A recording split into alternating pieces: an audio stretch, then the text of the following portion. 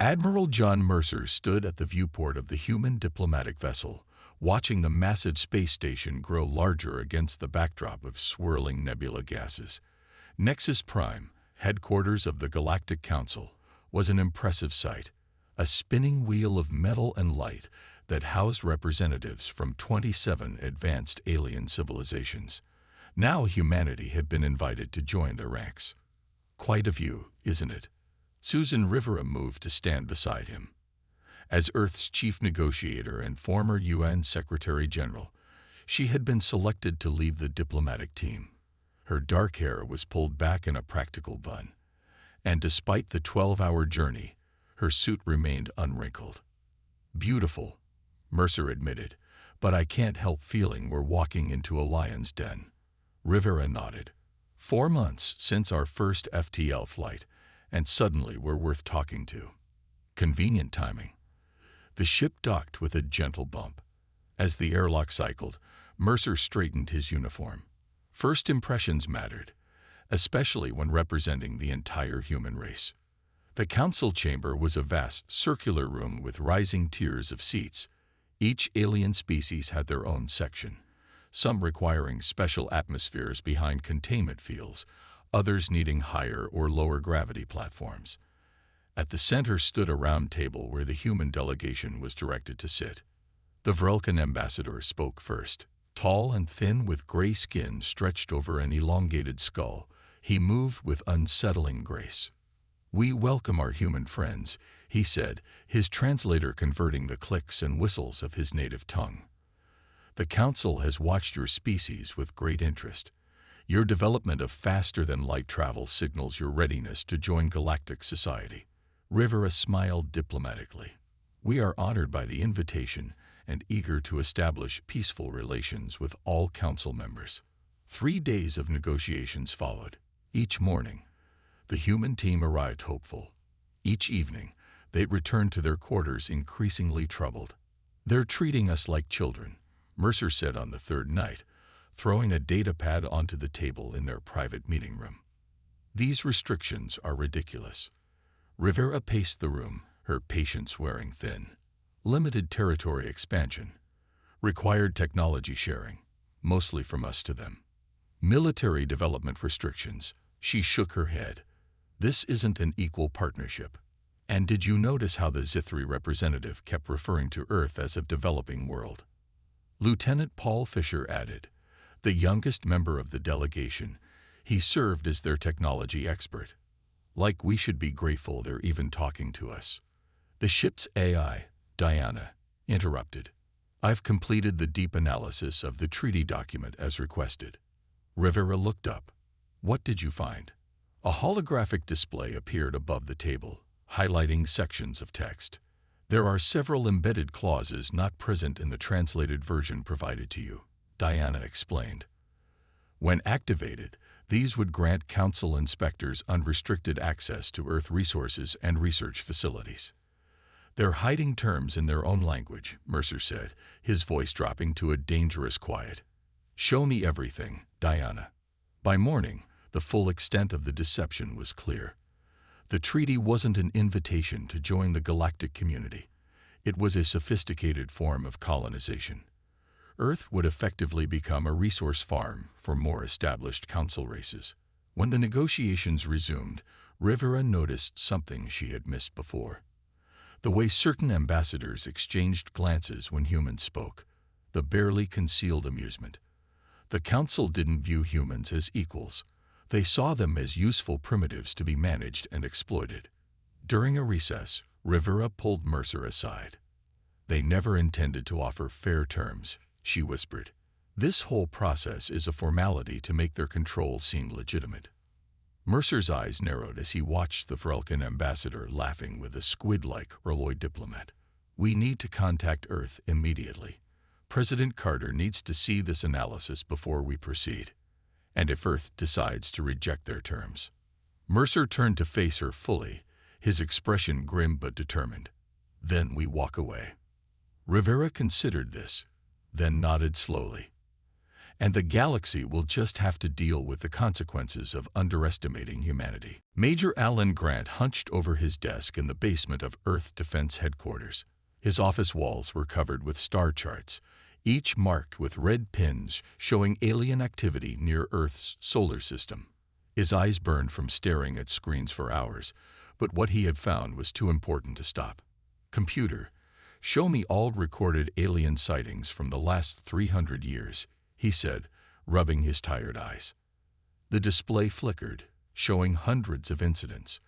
Most had been classified as meteors, weather balloons, or mass hallucinations before humanity learned they weren't alone in the universe. His phone rang. Grant speaking. "It's Dr. Kelly. You need to see this." Diane Kelly's voice sounded tense. 30 minutes later, Grant stood in Dr. Kelly's lab at the Xenobiology Research Center. The scientist's red hair was pulled back in a messy ponytail, and dark circles under her eyes suggested she had been working all night. "Look at these samples." She pointed to a row of containers. "We thought they were the first alien biological materials ever studied on Earth." "They're not?" Grant asked. "No. I compared their genetic markers with samples in old government archives." She pulled up an image on her screen. "This is from a weather balloon that crashed in 1947. And this," she swiped to another image, "is from our visitors today." Grant leaned closer. "They match." "Exactly. The Vrelkins have been taking samples from Earth for centuries. And they're not the only ones." She showed him more matches. "The council races haven't just been watching us. They'd been studying us like lab rats." Grant's phone buzzed with a secure message from Nexus Prime. Admiral Mercer needed information. Fast. Back on the space station, Susan Rivera sat alone in their ship, reviewing files Grant had sent. What she found made her stomach turn. Earth had been designated as a controlled development zone by the Council over 400 years ago. Humans were allowed to advance, but only within certain limits. When Mercer joined her, his face was grim. "It gets worse. The ship's AI found hidden Council records. The Vrelkins deliberately sabotaged our space program multiple times. Remember the unexplained failures during the early Mars missions? That was them." "But why?" Rivera asked. "What are they so afraid of?" "Us." Mercer handed her another datapad. "Look at their psychological assessments of humans compared to other species." Rivera scanned the document. Humans scored dramatically higher in adaptability, resilience, and creative problem-solving than any council race. Notes from Zithri scientists expressed alarm at how quickly humans recovered from setbacks. "They're scared of what we might become," she said quietly. "President Carter just sent new instructions," Mercer said. "He wants us to demand equal treatment or walk away from negotiations." On Earth, President William Carter faced his advisors in the White House Situation Room. General Frank Peters wanted to demonstrate military strength. "We need to show them we won't be pushed around," he insisted. Lisa Brooks, Commerce Secretary, disagreed. "We need their technology. Our economy would advance centuries overnight." "At what cost?" Carter asked. "Becoming their servants. Their resource colony." He looked at the latest data from Grant and Kelly. "They've been manipulating us, holding us back. For centuries." He made his decision. "Tell Mercer and Rivera to present our evidence. Demand recognition as equals. And if they refuse..." He paused, weighing each word. "Then humanity walks away." In her lab, Dr. Kelly made another discovery. Comparing human DNA from ancient samples to modern ones showed subtle changes. "They didn't just watch us," she whispered to herself. "They've been experimenting on us." She immediately sent her findings to Grant, who forwarded them to Nexus Prime with highest priority. The message reached Rivera just as she prepared to enter the next council session. Rivera looked at Mercer, ready to shake up the galaxy. Mercer nodded, his jaw set. "They've had centuries to know us. Now it's time they respect us." The council chamber fell silent as Susan Rivera stood. All 27 alien delegations watched her, their expressions ranging from curiosity to open disdain. She took a deep breath and nodded to Lieutenant Fisher, who activated the display. "Distinguished council members," she began, her voice steady. "Before we continue these negotiations, we must address some troubling discoveries." Images appeared above the central table. Old photographs of supposed UFO sightings, classified government files, and DNA comparisons from Dr. Kelly's research. For over 400 years, council races have visited Earth without our knowledge or consent. You have taken biological samples from our people. You have interfered with our technological development. Her voice grew stronger. You designated our planet as a controlled development zone, without our permission. Murmurs spread through the chamber. The Vrelkan ambassador rose to his feet. "These are serious accusations, Ambassador Rivera," he said, his thin lips barely moving. "Do you have proof these actions were sanctioned by the Council?" Rivera nodded to Fisher again. The display changed to show Council records, the very ones Diana had found hidden in the treaty text. "Your own records confirm it," Rivera said, "including directives to the Vrelkan Science Ministry to sabotage early human space exploration efforts." The chamber erupted. Some ambassadors shouted denials while others argued that such actions were justified. The Zithri representative, a bulky creature with mottled orange skin, thumped his chest in what his species considered a calming gesture. "You must understand," he rumbled. "All developing species are monitored. It is for your own protection." "Protection?" Admiral Mercer stepped forward. "You mean control. Your assessments show you fear human potential. You've been keeping us contained because you are afraid of what we might become." The Araxian ambassador, one of the few who had treated humans with genuine respect, spoke up. "Ambassador Rivera, Admiral Mercer, while these methods may seem harsh, they are standard protocol for species integration. The Council has existed for thousands of years. We have developed these practices to maintain galactic stability." "At the cost of our sovereignty," Rivera replied. "We came here seeking equal partnership. Instead, we found we've been treated as specimens in a cosmic zoo." Before anyone could respond, Mercer received an urgent message on his communication device. His face darkened as he read it. "3 human colony ships in the Ta Ceti system have been attacked," he announced, "by Vrelkan patrol vessels." The chamber fell silent again. All eyes turned to the Vrelkan ambassador. "Those colonies were established in prohibited sectors," he said smoothly. "The patrol was simply enforcing council boundaries." Fisher activated another display, showing satellite imagery of the colonies' positions relative to agreed-upon boundaries. "These colonies were well within the zones designated for human expansion in your own proposed treaty." "There must be some misunderstanding," the Vrelkan said. "Perhaps your navigation systems are primitive compared to ours." Rivera exchanged a glance with Mercer. This was the final insult. Attacking human settlements while blaming human technology. "We demand an immediate ceasefire and reparations for the damage to our colonies," Rivera said. The council chair, a wispy being composed mostly of gases contained in a special environment suit, floated forward. "This is a complex matter requiring investigation. We will form a committee to study these allegations over the next standard cycle." "People are dying while we speak," Mercer said, his voice like steel. "And you want to form a committee?" "It is the proper procedure," the chair insisted. Mercer looked at Rivera, who gave a slight nod. He turned back to the council. "Then we have nothing more to discuss." He gathered his data pads. "This negotiation is over." As the human delegation rose to leave, several council members laughed. The Vrelkan ambassador called after them. "You will return. You have no choice. Your species cannot survive without council protection." Mercer paused at the chamber door. Without turning around, he replied, "Watch us." The door closed behind the humans with a final, decisive thud. President William Carter stood before the United Nations General Assembly. His gray suit matched his grave expression as he addressed the packed room. 3 days ago, our diplomatic team left the Galactic Council negotiations," he said. Today, I will tell you why. And what comes next. Screens around the hall displayed images from Nexus Prime and the damaged human colonies. Gasps filled the room as the full story unfolded. Centuries of alien manipulation, hidden treaty clauses, and finally, unprovoked attacks.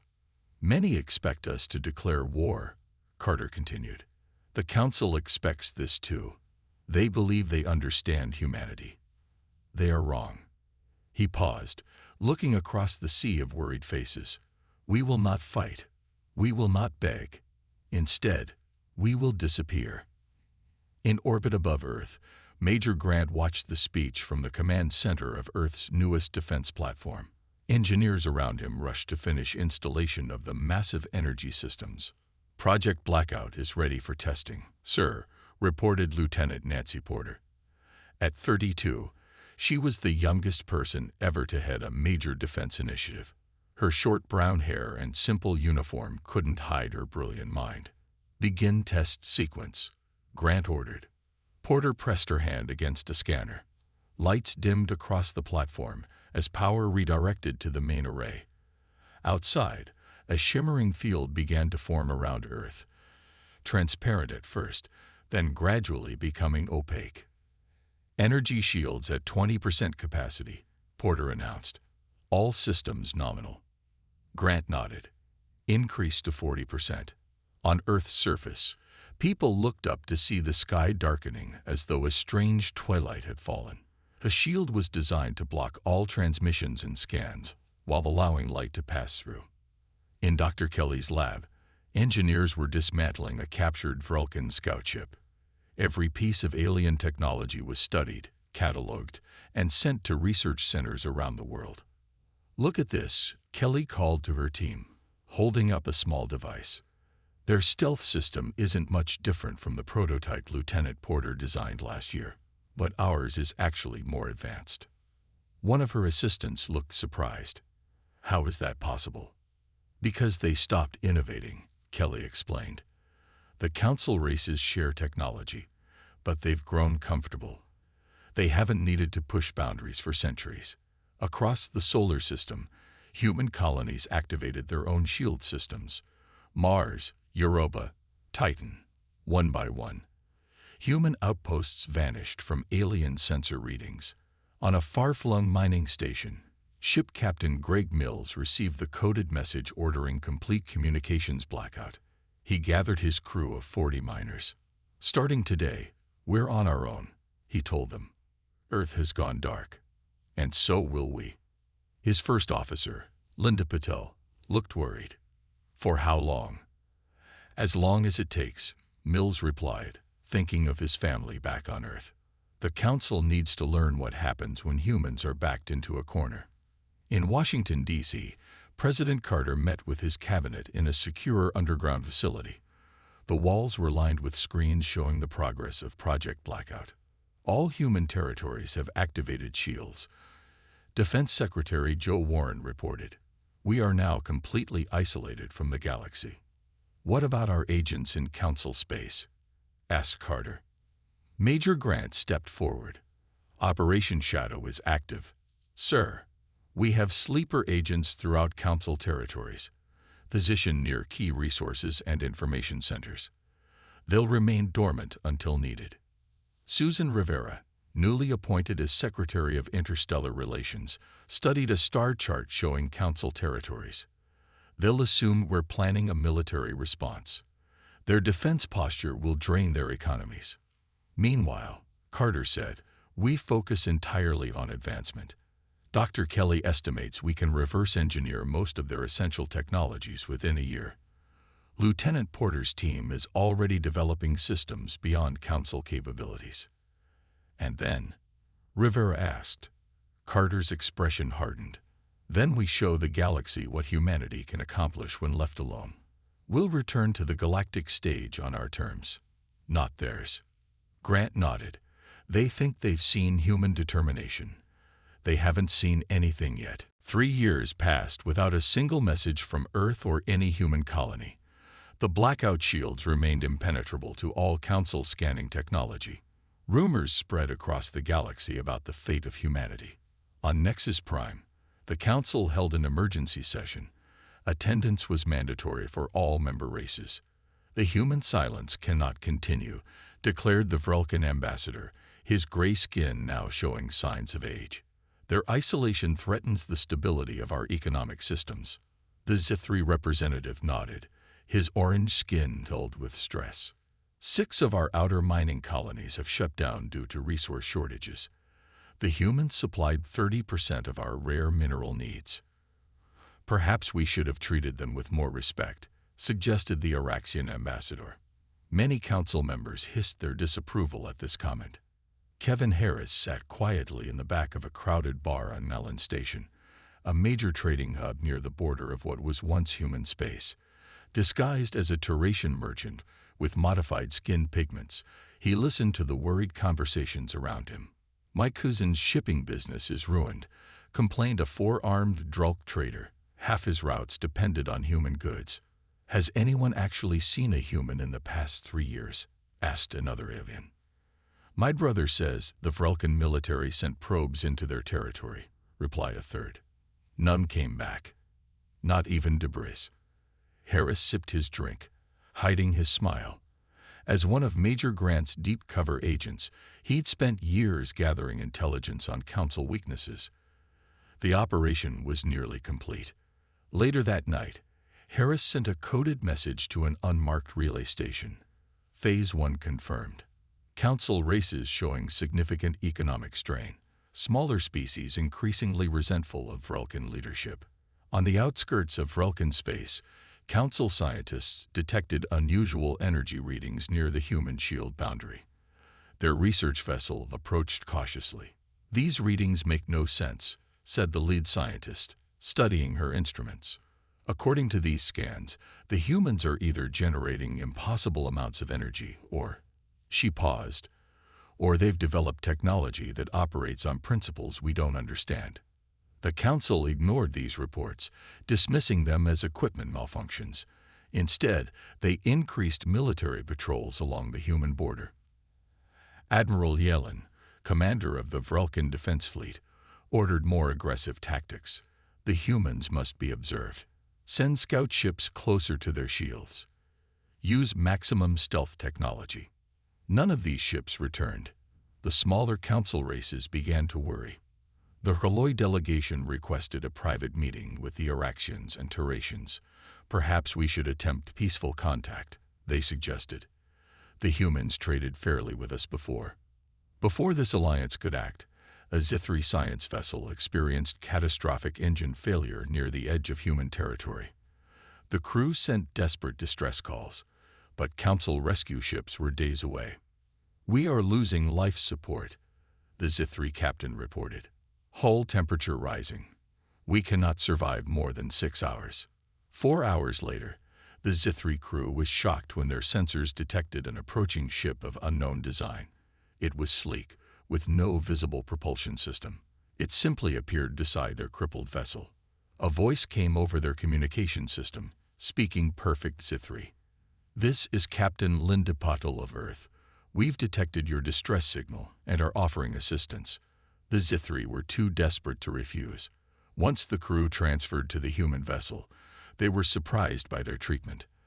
The humans provided medical care, food appropriate for Zithri biology, and comfortable quarters. 24 hours later, the human ship arrived at a neutral trading post. The Zithri crew was safely delivered with all their personal belongings. Before any questions could be asked, the human ship vanished again, using technology that made it impossible to track. The rescued Zithri captain addressed the stunned station staff. "The humans could have let us die. Instead, they saved us, treated us with dignity, and asked for nothing in return." Word of this incident spread quickly through Council space. For the first time in 3 years, the galaxy had proof that humans still existed and were watching. On the 5th anniversary of humanity's withdrawal, something unexpected happened. At precisely the same moment across the galaxy, all human blackout shields disappeared. Earth and every human colony became visible to Council scanners once again. Minutes later, a message broadcast on all frequencies throughout Council space. The United Earth Government extends an invitation to the Galactic Council. Send representatives to Earth for observation of human progress. You have 7 days to respond. The council chamber erupted in chaos as the message played. It must be a trap, insisted the Vrelkin ambassador. We cannot ignore this invitation, argued the Araxian ambassador. The humans have clearly advanced during their isolation. We need to assess their capabilities. After heated debate, the council voted to send a delegation led by the Araxian ambassador, historically the most sympathetic to humans. The Vrelkins and Zithri reluctantly included representatives. The council ship approached Earth with caution. What they saw shocked them. Earth's orbit was filled with massive structures unlike anything in council records. Elegant space stations with rotating rings connected to central hubs. Shipyards building vessels of designs no council engineer had ever imagined. And a planet that seemed to glow with energy and activity. Scan everything, ordered the Vrelkin representative. The Araxian shook her head. Our instruments can't make sense of most of what we're seeing. Their technology has evolved. A human ship approached to escort them. Its sleek design showed no visible engines, yet it moved with incredible precision. The voice of Lieutenant Nancy Porter welcomed them over the communication system. Please follow our guidance beam to Earth Defense Headquarters. Admiral Mercer is waiting to greet you. The council representatives gasped when they saw their destination. A floating city in the middle of Earth's Pacific Ocean, its buildings rising from the water like crystal formations. As they landed, Admiral Mercer stood waiting on the platform. His hair had turned completely gray, but his posture remained straight and proud. He wore a simple blue uniform with no weapons. Welcome to New Pacific City, he said, Earth's first oceanic metropolis and headquarters of our defense forces. Impressive construction for only 5 years, noted the Araxian. Mercer smiled slightly. 5 years is plenty of time when an entire species works with common purpose. He led them through the city. Humans moved about their business, giving curious glances to the alien visitors, but otherwise continuing their work. Children played in parks beneath transparent domes that showed the ocean life swimming outside. You've built all this to intimidate us, said the Vrelkin representative. No, Mercer replied. We built it for ourselves. Your opinion wasn't considered relevant. They entered a large research facility where Dr. Diane Kelly waited. She had aged well, her red hair now streaked with silver, her eyes still sharp and intelligent. I've prepared some demonstrations of our technological progress, she said. Nothing classified, of course, just enough to establish a foundation for potential future relations. What followed stunned the council representatives. Kelly showed them artificial gravity manipulation that worked on principles their scientists had deemed impossible. Communication systems that allowed instant connection across any distance without the relay stations the council relied upon. Energy generation methods that produced no waste and required minimal resources. This technology, the Zithri representative stammered. It should have taken centuries to develop. Perhaps for a society that discourages innovation, Kelly replied. But when necessary, humans excel at creative problem-solving. And these are just the advances we're willing to show you, added Mercer. The Araxians studied Mercer's face. You isolated not because you feared us, but because you needed space to develop without interference. Mercer nodded. The council saw humans as a resource to exploit. We needed to show you we are a force to be reckoned with. Is this a military demonstration, then? Asked the Vrelkin, voice tight with concern. No, said Mercer, looking out toward the ocean horizon. This is simply humanity, unbound. What comes next depends on whether the council is ready for a different kind of relationship. Susan Rivera stood at the head of the negotiation table in the grand meeting hall of New Pacific City.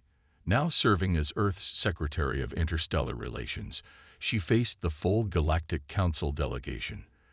The massive windows behind her showed the beautiful ocean vista, a deliberate contrast to the closed council chamber on Nexus Prime. 5 years ago, we walked away from your table, Rivera began. Today, we invite you to ours. These are our terms for re-engaging with the galactic community. She activated a display showing a detailed document. First, humanity claims full sovereignty over our current territories and any future areas we develop. Second, we demand recognition of our right to develop without restrictions. Third, we require reparations for centuries of interference in our evolution. The Vrelkan representative stood up, his thin frame shaking with anger. These demands are outrageous. The Council does not bow to the wishes of a single species. Rivera smiled calmly. Perhaps you misunderstand. These aren't requests. They are statements of fact. Humanity will proceed with or without Council approval. To demonstrate her point, she activated another display showing dozens of new human colonies established in regions previously thought uninhabitable. While in isolation, we expanded into the areas your charts mark as dead zones. As you can see, they're quite livable with the right technology. The Council representatives exchanged worried glances. Major Alan Grant entered the room, carrying a small data cube. We should also mention Operation Shadow, he said, placing the cube on the table.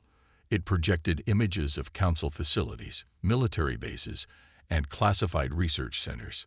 Our agents have been active throughout Council space during our isolation, Grant explained.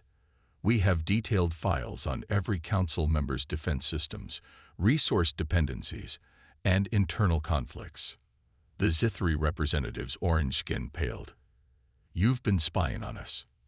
We've been protecting ourselves, Grant corrected, just as you studied us for centuries without our knowledge. The Araxian ambassador studied the human faces around the table. You could have used this information for a military strike. Why offer negotiations instead? Admiral Mercer stepped forward. Because war has never been our goal. We want peaceful cooperation, but based on mutual respect, not dominance. A small delegation from the Council's junior races requested to speak. The Vreloi representative, their squid-like appendages gently waving, addressed the room. Several of us wish to form separate alliances with Earth, independent of the main Council decisions. The Vrelkan ambassador hissed in disapproval, but could not object as more representatives nodded in agreement. The Council structure has favored the founding races for too long, said a Narration delegate. Perhaps it's time for new arrangements. Later that day, President William Carter addressed the galaxy in a broadcast that reached every inhabited system. His face showed the weight of 5 difficult years, but also the pride of what humanity had accomplished. To all sentient beings across the stars, I extend humanity's greeting, he began. For 5 years, we stepped away from the galactic community to reflect and grow. Today, we return not seeking dominance, but partnership, not isolation, but connection based on mutual respect. He continued, any species wishing to trade, share knowledge, or build cultural ties with humanity will find us willing partners, provided they recognize our sovereignty and dignity. The age of treating humans as lesser beings is over. From orbit, Admiral Mercer and Susan Rivera watched as the first new trade ships prepared to depart for friendly alien worlds. Human vessels of revolutionary design, carrying goods and technology that would transform galactic commerce. They never understood what they were dealing with, Rivera said quietly. The Council thought our greatest strength was our technology or our resources. Mercer nodded, watching Earth's blue oceans gleam in the sunlight. They never realized our true power was our ability to walk away and find our own path. Rivera smiled as she watched a group of eager young officers preparing for their first diplomatic missions to distant worlds. And now, the galaxy will never be the same. No, agreed Mercer, because humans don't just adapt to the universe. We change it, finished Rivera, as the ships launched toward the stars.